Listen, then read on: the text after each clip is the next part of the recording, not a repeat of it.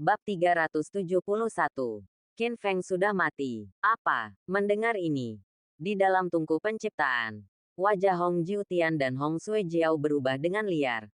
Dan jantung mereka berdebar ketakutan saat itu juga. Jika ini masalahnya. Jika Anda tidak dapat melarikan diri dalam 7 hari, Anda akan dimurnikan hidup-hidup. Ini. Bagaimana ini oke? Dalam situasi putus asa, keduanya menunjukkan ekspresi yang sangat serius. Dan mereka sangat khawatir. Minggir. Pada saat ini, mata Qin Feng menjadi gelap. Dia memusatkan pikirannya. Dan mengingatkan mereka berdua. Tuan Muda Qin, Hong Jiutian bertanya. Apakah Anda punya pilihan lain? Baru saja, dia dan Qin Feng telah menggunakan semua metode mereka dengan 2 senjata dewa.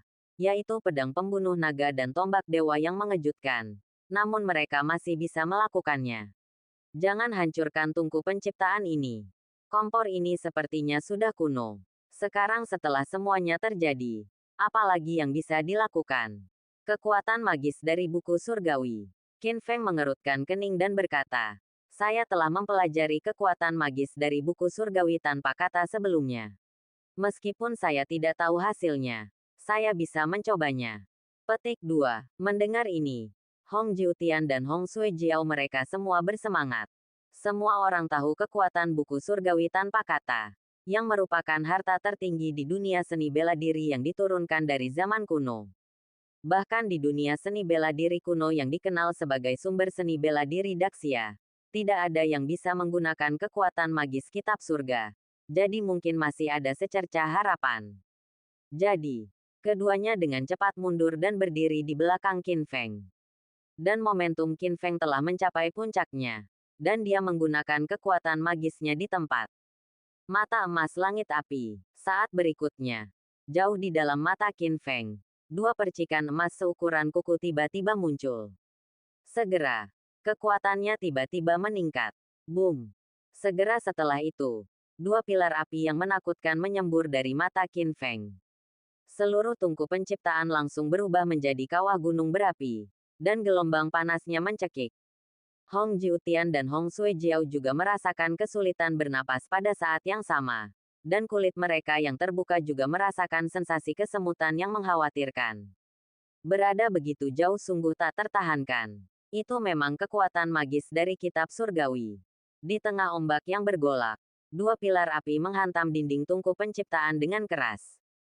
Tanpa diduga, ada juga api karma yang mengerikan di tungku ciptaan ini. Bersaing dengan api mata emas pembakar langit. Keduanya saling meniadakan dan tidak dapat dibedakan. Bahkan kekuatan magis Qin Feng dari kitab surga tidak dapat menghancurkan tungku penciptaan itu. Sudah berakhir. Melihat ini, wajah Hong Jiutian menjadi pucat dan dia benar-benar putus asa. Sialan, Qin Feng sangat marah. Dan pada saat yang sama, dia sangat tidak mau. Dia menolak menyerah dan menggunakan banyak cara untuk terus mencoba memecahkan tungku penciptaan dan keluar dari masalah. Tetapi kelelahan dan kelelahan tidak ada gunanya. Dan situasinya berada dalam krisis. Hahaha. Di luar tungku penciptaan, Li Tianxing menengadah ke langit dan tertawa. Seolah dia yakin akan kemenangan. Dan berkata dengan sinis, anak nakal, berhentilah berjuang tanpa rasa takut dan tunggu kematian perlahan. Selama kamu terjebak aku tidak bisa keluar dari tungku penciptaan. Nak, kamu hanya bisa menerima nasibmu. Ketika kamu mati, cincin Qiankun milik keluarga Liku. Dan keluarga Liku adalah yang asli naga di dunia ini. Dia menangkupkan tangannya dan mengucapkan selamat. Selamat, seperti yang diharapkan dari keluarga Li. Saya tidak menyangka bahwa keluarga Li masih menyembunyikan harta kuno seperti itu. Ini akan sangat berguna. Terima kasih kepada keluarga Li. Kami menekan anak ini. Di antara ketiganya, di bawah sanjungan kepala keluarga, Li Tianxing menjadi lebih bangga dan ingin mengangkat dagunya ke langit. Seseorang datang. Dia segera memerintahkan. Pergi dan sebarkan berita segera. Katakan bahwa keluarga Li kita di dunia seni bela diri kuno Zhongzhou telah menekan Qin Feng di Shanghai dan Haihai. Dalam 7 hari, dia pasti akan mati. Saya ingin seluruh Daxia tahu bahwa siapapun yang menentang dunia seni bela diri kuno kita akan mati. Qiansha menjawab, penuh dengan kegembiraan. Ketika Qin Feng meninggal, dia juga membalas dendam. Semalam, berita itu menyebar dengan cepat dengan bantuan keluarga Li. Semua orang di Daxia mengetahuinya. Terkejut. Kejadian ini menyebabkan keributan besar di Daxia Jianghu. Kota Shanghai. Zhu Xiaojun mendapat berita itu dan segera memberitahu Lin Qingge. Lagi pula, ada banyak hal yang dipertaruhkan. Apa yang harus kita lakukan? Lin Qingge merasa cemas saat mendengar berita itu. Qin Feng pergi ke Zhongzhou dalam bahaya untuk menyelamatkan dirinya dan anak-anaknya. Jika sesuatu terjadi padanya kali ini, dia tidak ingin hidup lagi. Itu benar. Lin Qingge putus asa dan memohon kepada Zhu Xiaojun. Bisakah Anda meminta bantuan Tuan Muda Longmen dan menggunakan kekuatan Longmen untuk menyelamatkan Qin Feng? Bagaimanapun, Qin Feng berasal dari Longmen Anda. Petik 2.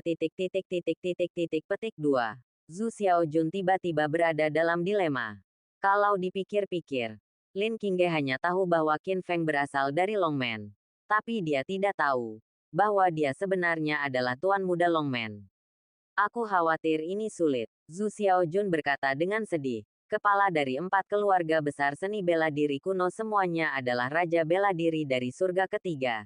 Sedangkan 4 Master Naga Besar Longmen hanyalah Wuhou dari surga kedua. Petik 2. Bahkan jika Longmen bergerak dengan kekuatan penuh, itu tidak akan membantu. Jika waktunya tiba, itu hanya kematian. Lin Qingge putus asa saat mendengar ini. Dia mengkhawatirkan Qin Feng, dan matanya yang berkaca-kaca terlihat menyedihkan. Nona Lin, sekarang aku hanya bisa percaya pada Qin Feng. Jiren punya takdirnya sendiri. Di saat yang sama, banyak kekuatan besar juga mendapat kabar tersebut. 8 penguasa besar ibu kota kekaisaran dan 11 keluarga emas Shanghai dan Haihai. Mereka yang bermusuhan dengan Qin Feng atau mereka yang disukai oleh Qin Feng, memiliki sikap berbeda setelah menerima berita tersebut. Beberapa orang menyombongkan diri atas kemalangan tersebut, menunggu untuk menonton pertunjukan yang bagus, berharap Qin Feng akan mati lebih awal, sementara yang lain sangat khawatir. Katup Naga Kekaisaran, pemimpin klan Longlai dan putranya Long Jiuxiao juga menerima berita tersebut. Ayah dan anak itu sangat gembira. Haha, bagus. Longlai sangat gembira dan berkata sambil tersenyum. Bocah itu Qin Feng akhirnya menendang lempengan besi itu. Mari kita lihat bagaimana dia mati. Petik 2. Pantas mendapatkannya. Marah. Yu Kuang. Kamu berani memprovokasi dunia seni bela diri kuno. Kamu hanya melebih-lebihkan kemampuanmu. Ku dengar dia telah terperangkap di tungku penciptaan dan akan berubah menjadi darah dalam 7 hari. Benar, ayah. Karena anak itu sudah mati, aku masih ingin menikahi Ning Qingsui. Hah, Longlai mengerutkan kening dan berkata dengan tidak senang. Wanita itu pelacur dan pelacur. Dia tidak pantas lagi untuk menikah. Lagi. Tidak, mata Long Jiuxiao menjadi gelap dan dia mencibir. Ayah, karena wanita itu mengkhianatiku maka aku ingin menikahinya. Bukankah dia penyendiri dan sombong? Sekarang, aku ingin memberinya pelajaran dan menjadikannya bekerja seperti kuda untukku. Aku harus menyiksanya dengan kejam. Ini adalah harga yang dia bayar karena mengkhianatiku. Dan statusmu akan meningkat. Aku akan pergi dan meminta penguasa kerajaan untuk mengabulkanmu pernikahan dengan wanita itu. Sekarang, dia harus menikah meskipun dia tidak mau. Bab 372. Ning Qingsui menikah dengan keluarga panjang. Keesokan harinya, dekrit kekaisaran sampai ke klan Ning. Dekrit Raja, Tuan Muda Klan Naga, Long Jiuxiao, adalah putra surga yang bangga. Dia muda dan menjanjikan. Dia adalah pemuda yang luar biasa pada saat itu. Ning Qingsui, putri seorang pejabat keluarga yang mulia, berbudi luhur dan berbudi luhur, dengan hati yang murni dan hati yang murni. Mereka adalah pasangan yang sempurna. Pasangan yang dibuat di surga. Hari ini, saya akan memberikan Ning Qingsui kepada Long Jiuxiao, dan pernikahan akan diadakan 7 hari lagi. Saya berharap mereka berdua akan bersama selama 100 tahun dan bersatu selamanya. Hanya dengan cara ini kita dapat hidup sesuai dengan rahmat ilahi Tuhan. Saya mengagumi ini. Titik titik titik. Apa? Setelah mendengar berita itu, tubuh halus Ning Qingsui bergetar hebat. Kecantikannya menjadi pucat di tempat, dan dia tertegun sejenak. Dia telah menyatakan sikapnya lebih dari sekali sebelumnya, bahkan memutuskan pertunangan dengan cara apapun. Di luar dugaan, hingga saat ini, Long Jiuxiao belum menyerah. Terima kasih, Tuhan, atas rahmat Anda. Kepala keluarga, Ning Xiong, dengan hormat menerima perintah tersebut dan menyuruh petugas itu pergi dengan sopan. Ayah, Ning Qingsui sangat emosional dan menggelengkan kepalanya. Tidak, saya tidak ingin menikah. Saya tidak ingin menikah. Orang yang saya cintai adalah Qin Feng, dan saya tidak ingin menikah. Long Jiuxiao, petik 2. Hei, Ning Xiong menghela nafas. Dia membujuk putri. Harap tenang. Tidak, Ning Qingsui berkata dengan air mata berlinang di matanya yang indah. Segalanya sudah seperti ini. Bagaimana kamu mau putrimu untuk tenang? Long Jiuxiao itu orang jahat. Putri, mengapa ayah tidak mengetahui hal ini? Ning Xiong berkata dengan sedih. Pemuda itu, Qin Feng, masih muda dan menjanjikan.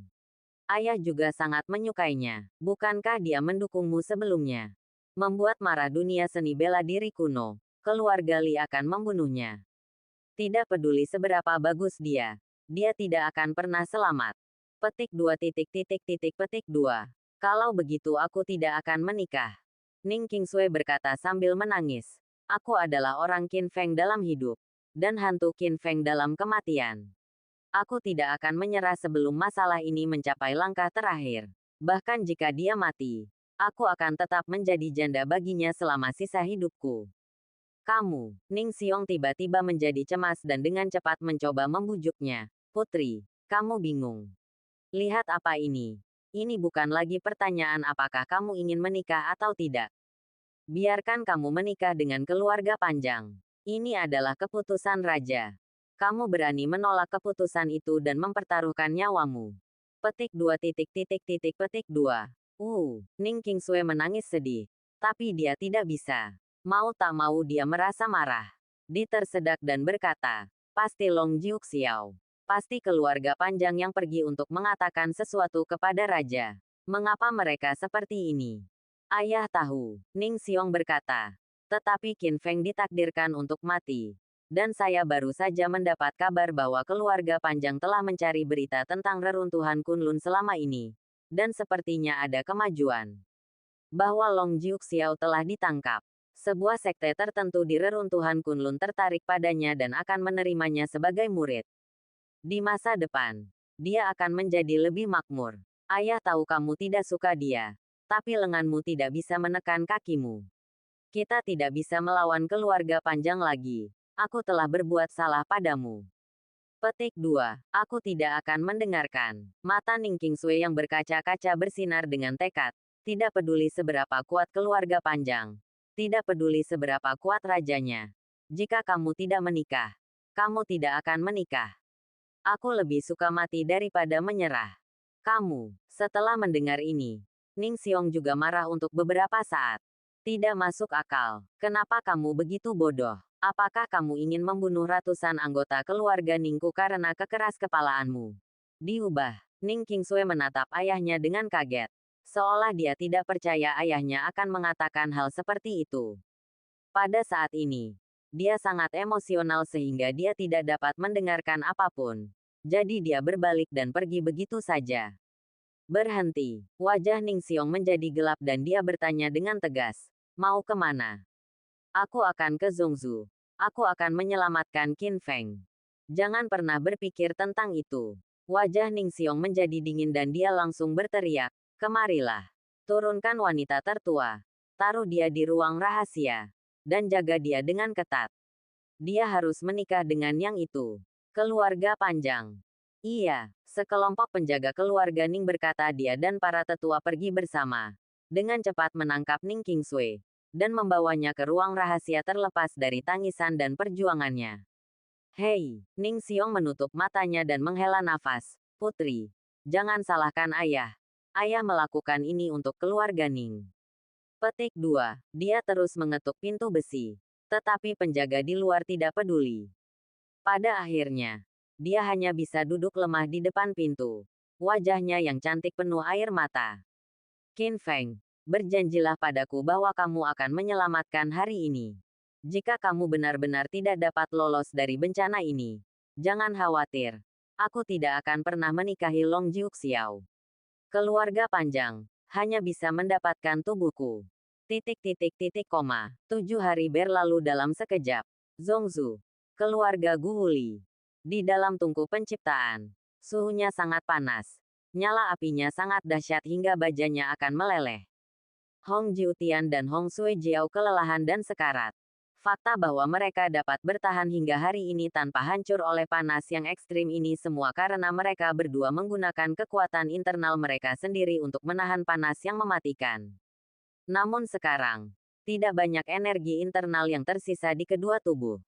Ketika energi internal habis, itu akan menjadi momen kematian. Dan Qin Feng kelelahan. Meskipun dia memiliki 9 dantian di tubuhnya dan persediaan energi internal yang tiada habisnya, dia tidak pernah menyerah.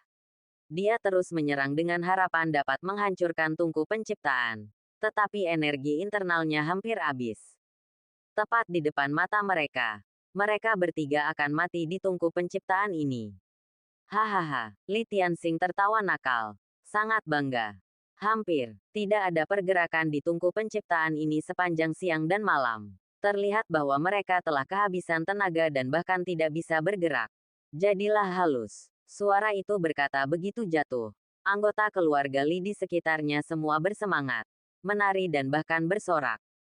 Oke, ini bagus. Keluarga Li kitalah yang menindas Qin Feng. Jadi cincin Qiankun secara alami adalah milik keluarga Li. Menjadi ramalan yang sebenarnya, naga tidak hanya bisa mendominasi dunia seni bela diri kuno. Mereka bahkan bisa bersaing di dataran tengah dan menaklukkan dunia. Petik 2. Hari-hari baik kita akan datang. Hahaha. Petik 2. Petik 2.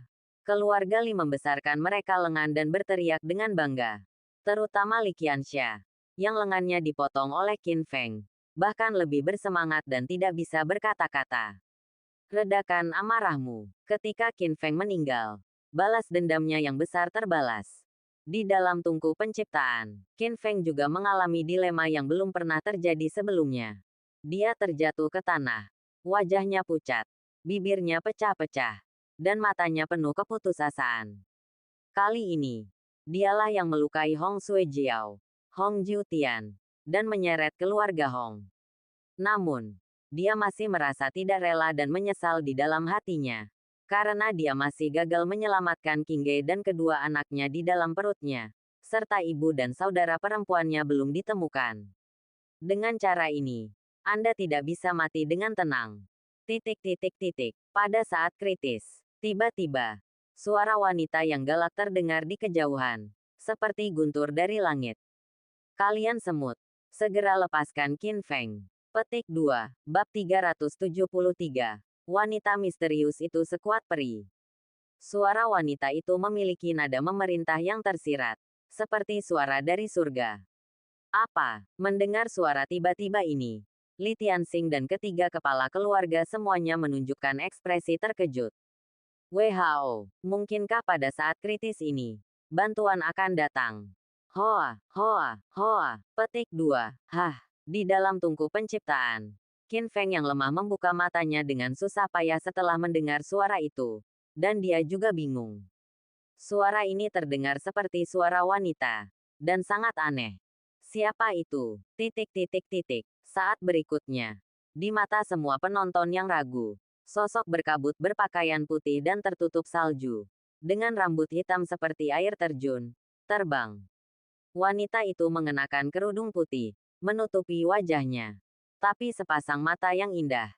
Tapi sedingin salju. Ada juga pedang yang tergantung di pinggang. Setipis dan lincah seperti batu giok putih. Penampilan dan aura tak tertandingi yang datang terbang. Dengan pakaian berkibar.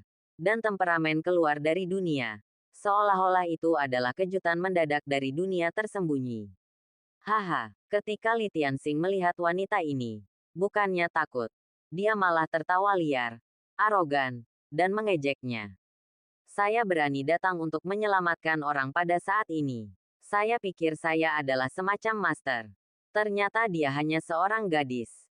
Petik 2. Itu sepenuhnya berasal dari keyakinan pada kekuatan sendiri. Selain itu, gelombang seperti apa yang bisa dibuat oleh boneka wanita? Pada saat ini, Wu Mushan, kepala keluarga Wu, juga maju ke depan, menatap wanita berbaju putih, dan mengutuk, beraninya kamu, hanya seorang pelacur, mengancam kami. Benarkah? Aku tidak tahu berapa beratku. Biarkan aku bertemu denganmu. Setelah mengatakan itu, Gunung Ebony mengeluarkan pedang ilahi Tianmang dan melepaskan kekuatan menakjubkan dari Raja Wu. Dia bergegas keluar seperti harimau gila dengan niat membunuh. Petir, batu api, dan pisau. Hoa, pisau ini sangat menakutkan. Di tempat itu, terlihat ujung tajam yang begitu tajam hingga hampir menghancurkan langit. Muncul dari tanah dan menyerang wanita berbaju putih. Wanita berbaju putih itu sangat misterius. Menghadapi kerumunan yang berteriak dan mengumpat, dia tetap diam. Bahkan jika Gunung Ebony menyerang dengan pedang pada saat ini, dia tidak takut dan bahkan tidak menghunus pedangnya. Di bawah tatapan semua orang, dia memberikan pandangan dingin, hanya mengulurkan jari gioknya, dan menjepitnya di udara. Kiang, adegan mengerikan terjadi. Kedua jarinya yang tampak halus menempel erat pada pisau menakutkan milik Wu Mushan. Tidak peduli seberapa kerasnya Ebony-san mencoba, dia tidak dapat menariknya kembali. Seperti tang besi yang kuat. Apa? Saat ini, seluruh penonton terkejut. Semua orang melihat pemandangan di depan mereka dengan ngeri. Dan mereka semua tercengang. Bahkan 4 kepala keluarga termasuk Li Tianxing mengubah ekspresi mereka dengan liar. Menakjubkan. Anda harus tahu bahwa Gunung Ebony adalah raja bela diri dari surga ketiga. Dan dengan pedang ilahi Tianmang, harta klan, bahkan Li Tianxing dan yang lainnya tidak akan berani mengambil pedang dengan tangan kosong. Tapi wanita ini, dia benar-benar bisa menangkap pedang putih dengan tangan kosong. Pengunjungnya tidak baik. Bagaimana mungkin? Gunung Ebony juga terkejut. Tapi saat dia tertegun, wanita berbaju putih itu tiba-tiba mengambil langkah selanjutnya. Kiang, dengan tangan kirinya, dia tiba-tiba mencabut pedang sepanjang 3 kaki setipis daun willow, secepat kilat. Cepat dan tajam, menusuk tenggorokan Ebony Mountain. Tidak bagus. Petik 2. Dia tidak bisa mengelak, dan menyaksikan tanpa daya saat pedang itu menyerang ke arahnya. Dan dia terkejut dan berkeringat dingin. Untungnya, selusin senjata sihir pelindung dan jimat yang dia kenakan di tubuhnya meledak menjadi lapisan perisai pelindung. Bekerja sama untuk melawan pedang ini demi tuan mereka. Tanpa diduga, pedang wanita berbaju putih itu terlalu cepat dan kuat. Tusukan yang tampaknya tidak penting, namun meledak dengan kekuatan mengerikan yang dapat mengejutkan dunia. Pedang tipis itu meledak dengan ujung tajam yang menghancurkan langit. Boom, boom, boom, boom, boom. Dengan satu serangan pedang, tidak ada yang bisa dihentikan. Dan lapisan perisai ditusuk satu demi satu oleh pedang tajam, dan mereka runtuh saat bersentuhan. Pedang itu sekuat bambu patah, menghancurkan segalanya. Tajam sekali. Cua, akhirnya, pedang menutup tenggorokannya. Tubuh harimau Gunung Ebony bergetar hebat, dan matanya menunjukkan ketakutan yang mendalam. Dan lehernya tertusuk pedang wanita berbaju putih, menyebabkan kabut darah memenuhi langit. Celepuk, Wu Mushan roboh ke tanah dan mati di tempat. Ya Tuhan, Tuan Wu, seorang raja bela diri, mati seperti ini. Petik 2. Semua orang tersentak. Seluruh tubuh mereka terkejut, seolah-olah mereka tersengat listrik. Dan mereka memandang wanita berbaju putih itu dengan ngeri, merasa bahwa dia tidak lagi sehalus kelihatannya. Mata semua orang dipenuhi ketakutan yang mendalam, seolah-olah mereka sedang melihat hantu dan dewa. Bahkan ketiga kepala keluarga, termasuk Li Tianxing, menjadi pucat karena terkejut. Mereka sangat ketakutan hingga tidak bisa berkata-kata untuk waktu yang lama. Karena wanita ini dapat dengan mudah membunuh kepala keluarga Wu dengan satu pedang, maka mereka yang juga raja seni bela diri, pasti bukan tandingannya. Kamu. Kenapa kamu memiliki kekuatan yang begitu menakutkan? Siapa kamu? Li Tianxing dan yang lainnya bertanya dengan suara gemetar, menahan rasa takut mereka. Namun, wanita berbaju putih itu tampak jauh dan menyendiri, dan sepertinya tidak repot-repot menjawab pertanyaan mereka. Segera, sepasang mata yang tipis dan dingin menatap ke arah tungku penciptaan. Pedang itu naik dan turun.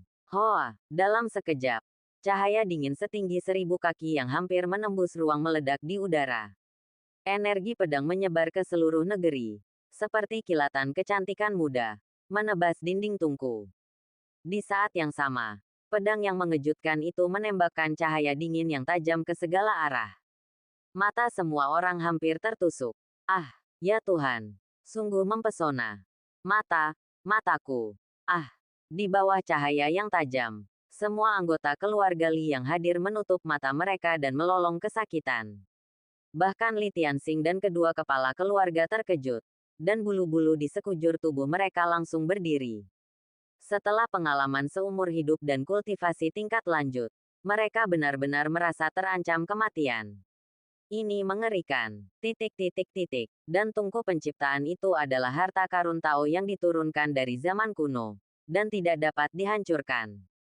Qin Feng, Hong Jiutian, Hong Suejiao dan 3 orang lainnya menyerang di dalam selama beberapa hari, hampir menghabiskan seluruh kekuatan internal mereka. Tetapi tidak ada satupun bekas luka yang tersisa. Tapi sekarang, retak, di bawah pedang wanita misterius berbaju putih. Pedang itu patah langsung dari tengah dan terbelah menjadi 2 bagian di tempat. Saat minyak habis dan lampu mengering, Qin Feng, Hong Jiutian, dan Hong Suejiao yang sekarat dapat melihat terangnya hari lagi. Ketiga orang yang hampir mati lemas kembali menghirup udara segar. Qin Feng dan yang lainnya bernapas dengan rakus, seperti ikan yang telah lama terdampar dan akhirnya kembali ke laut lagi. Pada saat ini, setelah Li Tianxing menyaksikan serangan pedang yang mengejutkan dari wanita berbaju putih, dia tiba-tiba menyadari sesuatu di belakang. Dia gemetar di tempat, menjadi pucat karena ngeri, dan mengeluarkan seruan yang bergema di seluruh penonton. Kamu adalah Landsword Immortal yang legendaris. Baisu. Bab 374 Keluarga Seni Bela Diri Kuno Hancur. Boom. Setelah mendengar ini, semua orang yang hadir terkejut. Ekspresi terkejut di wajah mereka seolah-olah mereka disambar petir. Di dunia seni bela diri kuno, ada pepatah tentang 1 abadi, 3 master, dan 5 sekte. 5 sekte di antaranya mengacu pada keluarga Hong, keluarga Li dan 5 keluarga besar lainnya di dunia seni bela diri kuno yang telah diwariskan selama ratusan tahun. Dan Yi Xian mengacu pada pedang tanah abadi. Qin Feng tidak menyangka bahwa pedang abadi legendaris itu sebenarnya adalah seorang wanita. Yang tidak saya duga adalah dia benar-benar menyelamatkan dirinya sendiri. Rumor tentang pedang tanah abadi juga beredar luas di Jianghu.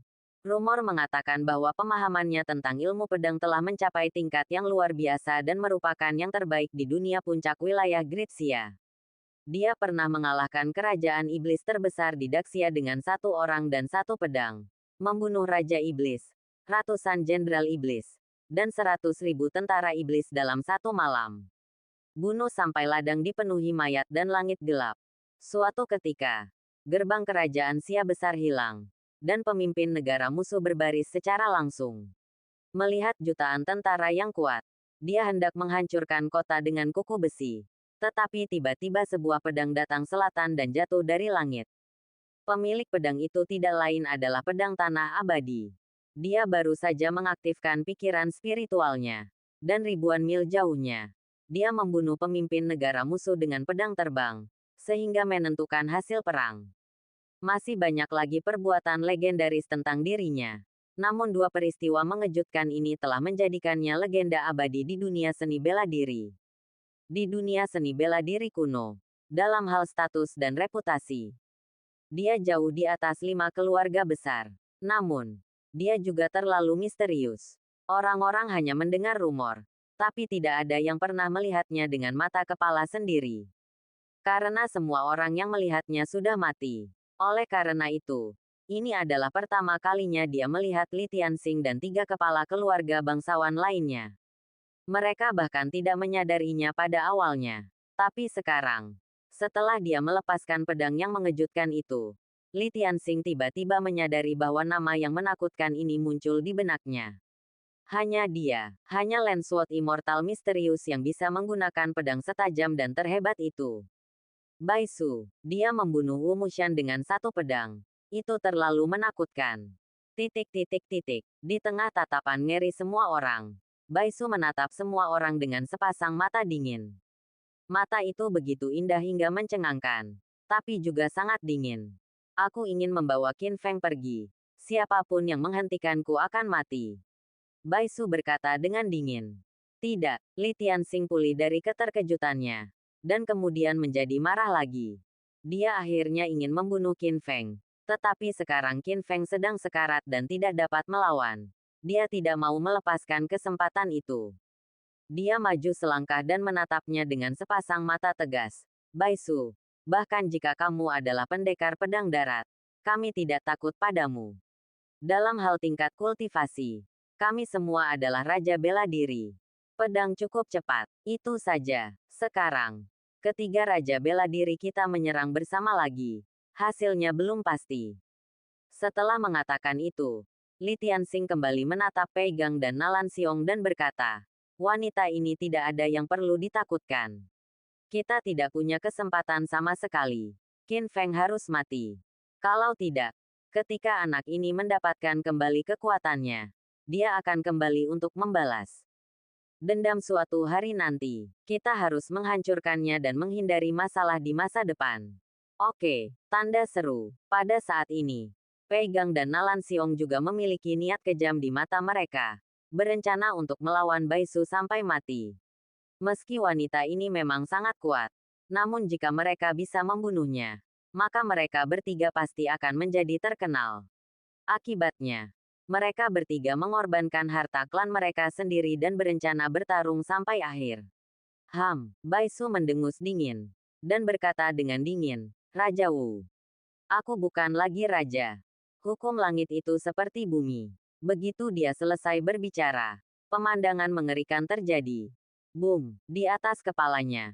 Pedang dewa sepanjang 100 kaki muncul. Langsung ke langit. Cahaya keemasan menyinari ruang antara langit dan bumi. Dan pemandangannya sungguh mengejutkan. Apa? Qin Feng terkejut. Pada saat ini, dia terpana oleh kekuatan magis Bai Su. Hukum langit dan bumi. Ini adalah tanda dari Grandmaster tingkat keempat. Kaisar bela diri surgawi. Menggunakan kekuatan magis ini akan memungkinkan pengguna atau senjatanya berubah menjadi skala yang sebanding dengan langit dan bumi. Tidak hanya wilayahnya menjadi lebih luas, tetapi juga cukup kuat untuk mengubah gunung dan lautan serta menghancurkan Kyushu. Tidak, dia adalah kaisar bela diri surgawi tingkat keempat.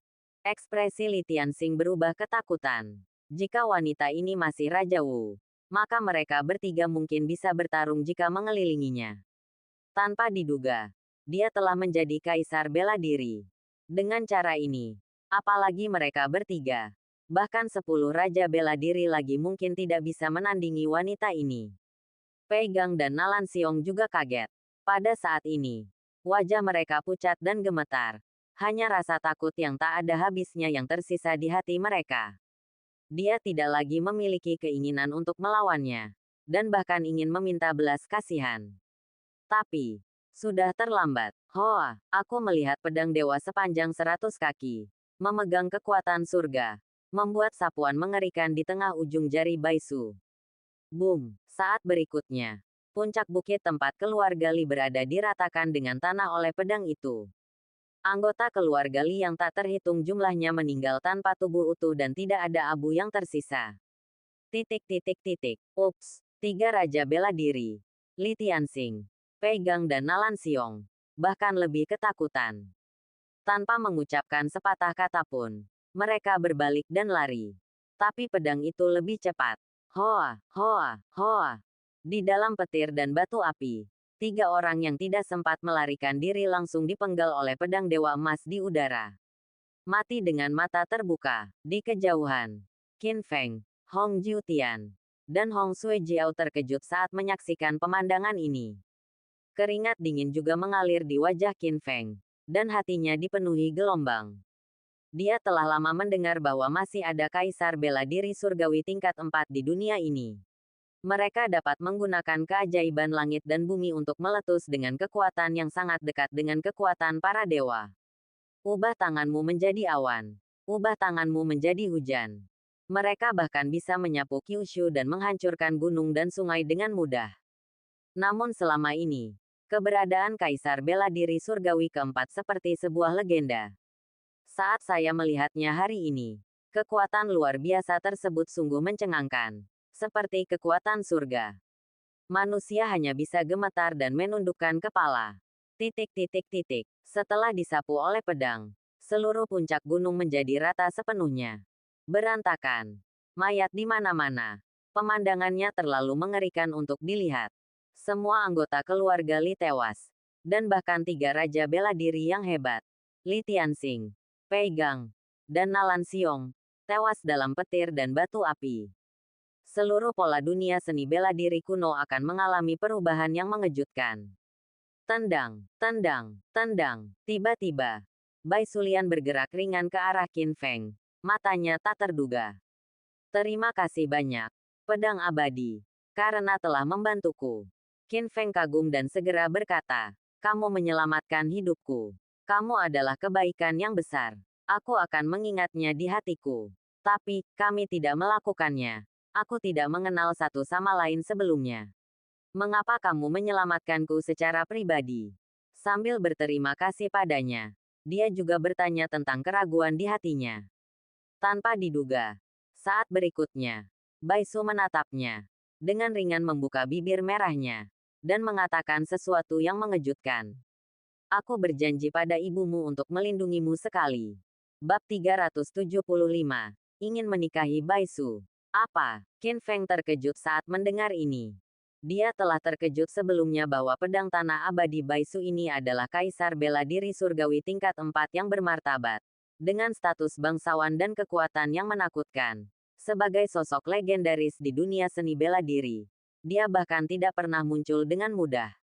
Tapi hari ini, kenapa kamu datang untuk membuat musuh dari berbagai keluarga bangsawan demi dirimu sendiri? Tapi saya tidak menyangka ada hubungan seperti itu.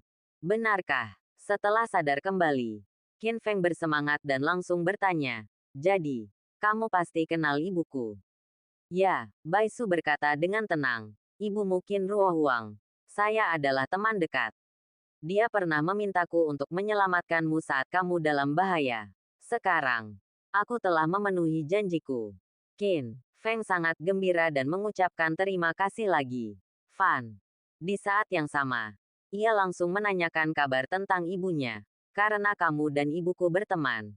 Tahukah kamu tentang kematian ibuku sebelumnya?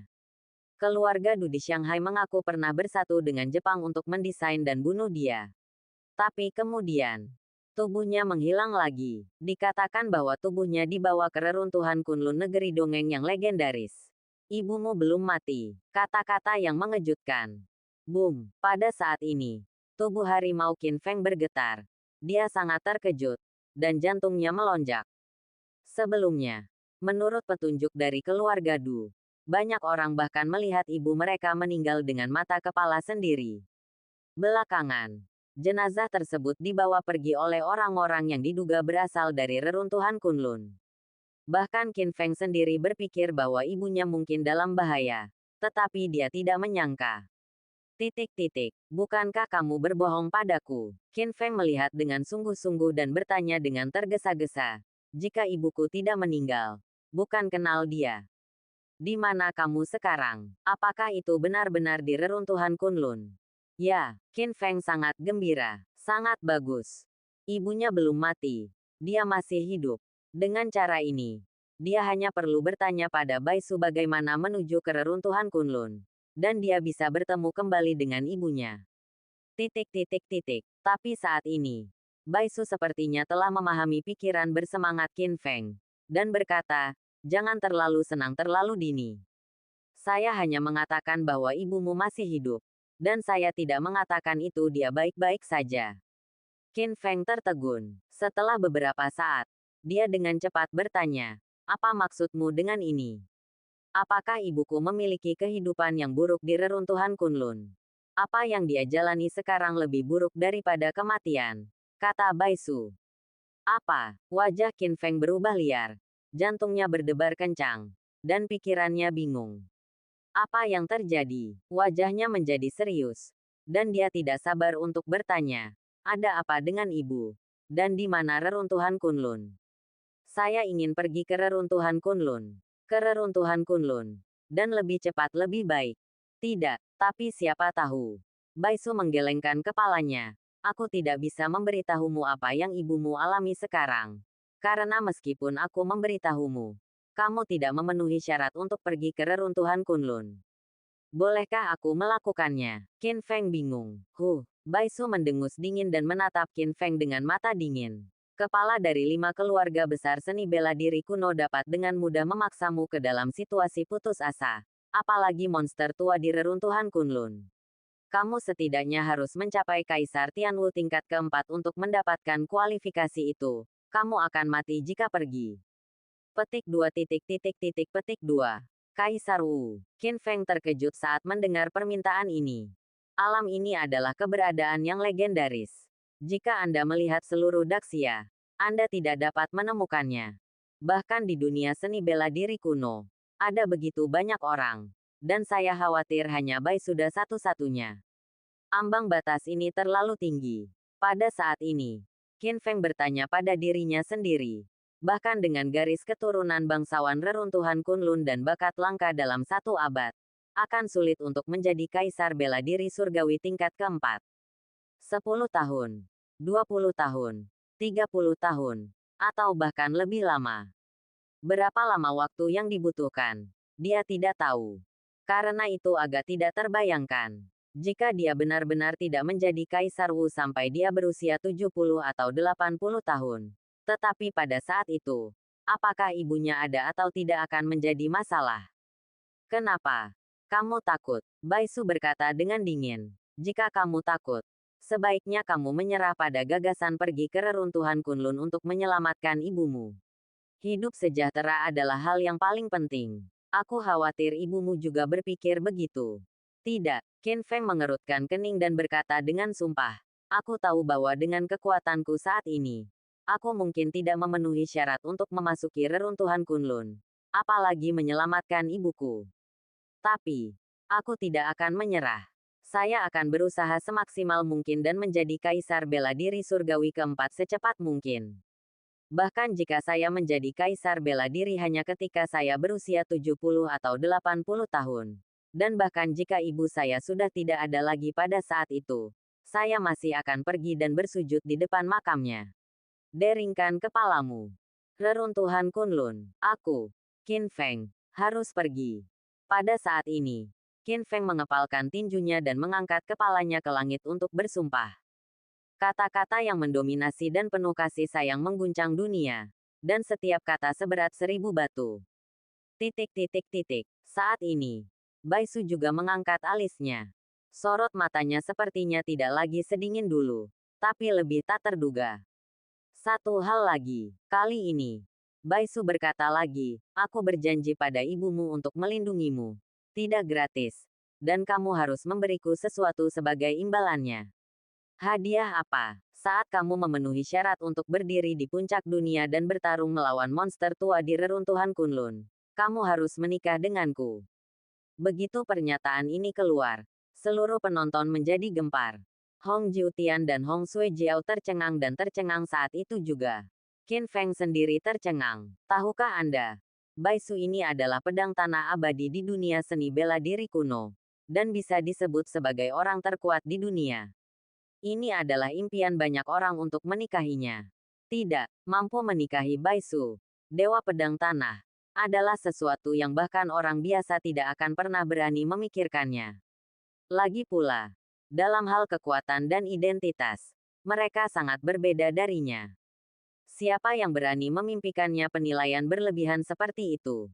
Qin Feng diam-diam berpikir dalam hatinya bahwa karena Bai Su adalah teman ibunya, dia pasti sudah cukup tua sekarang. Terlebih lagi, Dengan kekuatan dan status Baisu, serta visi tertingginya, apakah dia masih bisa menyukai dirinya sendiri? Maaf. Qin Feng benar-benar bingung dan tidak bisa menahan diri untuk bertanya. Jangan tersinggung. Tapi saya tidak mengerti. Saya tidak mengerti. Mengapa saya harus menikah dengan Anda? Memandang Qin Feng secara misterius, Gedi berkata, saya tahu Anda bingung. Tapi saya akan merahasiakannya untuk saat ini. Anda akan tahu kapan waktunya tiba. Selain itu, jika kamu tidak mencapai level itu, atau jika kamu bertemu musuh kuat lainnya dan mati, ayo menyerah.